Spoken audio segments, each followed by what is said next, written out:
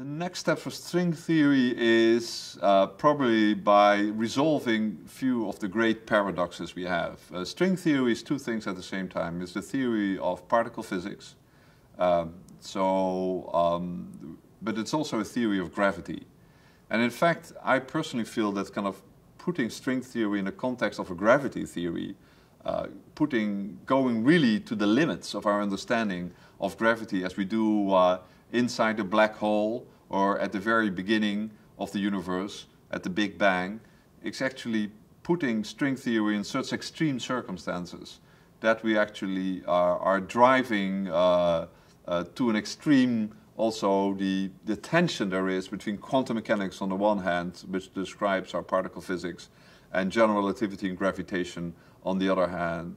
And recently we have seen tremendous progress in understanding the nature of space and time following out of string theory. We now feel that space and time themselves are most likely emerging quantities in the same way that thermodynamical quantities like temperature and pressure are emerging out of the collective behavior of countless number of molecules.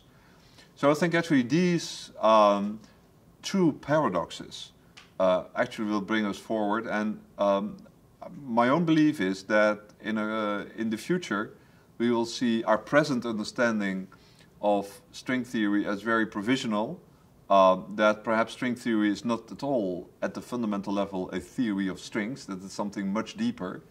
And if any of the present ideas are true, that actually would point us to a very different model where somehow raw information, quantum information, could be underlying all of it. There's a wonderful phrase coined by the famous physicist John Wheeler, it from bit, that in some sense our physical universe is emerging out of information.